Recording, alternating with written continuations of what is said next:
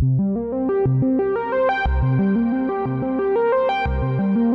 of the things that we focus on is what we call small moves, smartly made, to set big things in motion. So we're not champions of mobilizing billions of dollars to drive the change. We're saying start somewhere where it's going to have high impact in your organization, show the results, and then over time, that will mobilize more resources and more action to address the opportunity. I think part of it, first of all, is not to move slowly, it's to move very aggressively, but in a very focused way against a small part of the opportunity. Don't try to do it all at once, but be very aggressive addressing one particular aspect of it so you can quickly show the results and overcome the skepticism of the others. And then wherever possible, it's this notion of mobilizing third parties to support you. So don't try to do it all yourself. Find ways to motivate other companies, other organizations to invest resources to address the opportunity as well. So metrics, we believe, are critical to innovation and to moving and addressing new opportunities. The challenge there is finding metrics that you can track in the very short term. If this is a metric that's not going to be achieved for 5 years, find something that you can start to measure in the next month or 2 months so you can learn. I mean, a key theme in our work with companies is how do you learn faster? And part of learning is focusing on metrics and having the feedback from those metrics. What actually performed much better than we thought, and what things didn't perform as well, and how can we refine our movement in the next wave to have even more impact? The Center for the Edge has been in existence now for almost 12 years. The charter for the center is to identify emerging business opportunities that should be on the CEO's agenda but are not, and to do the research required to persuade them to put it on the agenda. So we try to stay ahead of where people are currently asking questions. We want to focus on the questions they should be asking but haven't yet realized. We focus in identifying emerging opportunities. We spend a lot of time on the edge, as we call it. It could be geographic edges like emerging economies. It could be demographic edges, younger generations coming into the economy, technology edges. But we look for opportunities that we think will be relevant across most industries, if not all. So we don't just do healthcare or financial services. It has to be something that we think is relevant to most. And the research methodology is to do case studies. Once we've identified the opportunity that we think is emerging, we look for examples of companies or organizations that are already starting to pursue those opportunities, and we see what can we learn from those opportunities. I keep saying, don't be distracted by the technology, follow the money. Where's the money?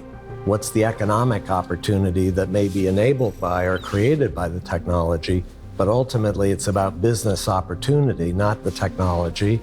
And in that context, one of our key recommendations is, while the technology, again, is important, it's follow the data. Who has access to what data, and how can you get more access to data and then create value from that data? There is certainly a number of leading tech companies that have built access to data. I think one of the issues, though, is have they built the trust with the customers? Because again, one of our themes is the notion that if you want to follow the data, follow the trust. Those who trust you the most would be willing to give you more of their data than anyone else. And if you lose trust, if you don't have the trust, people are going to hold back on data. And it creates an opportunity for new entrants to come in who can build the trust and say, no, we're going to use the data for your benefit, not for somebody else's benefit. I think this is a general issue. I mean, I'm struck by surveys that have been done over many years now around the world of trust in institutions in general. And what's interesting is trust is eroding for all institutions, companies, governments, schools, you name it, and around the world. It's not just one country or another country. And so I think there's a general challenge here, which is the way we've run our institutions in the past have reduced the trust that the people we're trying to serve have in us. In terms of the new technologies that matter the most, I think it really depends on the context.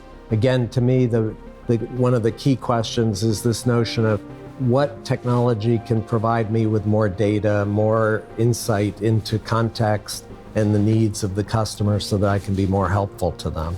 And that's ultimately the most valuable technology. We've followed companies, some of the most successful tech companies in Silicon Valley have a very different approach to strategy than most traditional companies. We call it zoom out, zoom in. And the questions that they ask, there are two types of questions. One is about 10 to 20 years. What is our relevant market or industry going to look like 10 to 20 years from now? What kind of business opportunity should we be pursuing 10 to 20 years from now? That's the zoom out. Zoom in, completely different horizon, 6 to 12 months. And on that horizon, the questions are, what are the 2 or 3 initiatives that we could pursue, no more, 2 or 3, in the next 6 to 12 months that would have the greatest ability to accelerate our movement towards that longer term destination? And do we have a critical mass of resource against those 2 or 3 initiatives? A lot of executives I deal with say, well, the risk is to look ahead in the future. The future is so uncertain, how could you possibly figure out what the future is going to be? But the paradox is actually the biggest risk is by not focusing on the future. If you just try to respond to whatever's happening today, you end up, again, spreading yourself way too thin across too many things. You lose any sense of critical mass or focus. So as challenging as it is, having a sense of direction of where you want to go, where you need to go, is the best way to reduce risk. I think in an exponentially changing world, leadership is going to have to change how we lead organizations. In the old world, the mark of a strong leader was somebody who has all the answers to the questions. No matter what the question, the leader has the answer. And if they don't have the answer, maybe it's time to get a new leader. In this new world, our belief is the strongest leaders, the most effective leaders, are going to be those who have the most powerful questions. And not only will admit that they don't have the answer to the question, but will ask for help. Because it really sets a culture for the company to say, number one, it's okay to ask questions. And again, in the traditional way we've run institutions, questions are a sign of weakness. No, it's actually important to ask questions, and it's important to ask for help. Those are 2 critical elements to learning faster, and that's key in this new world.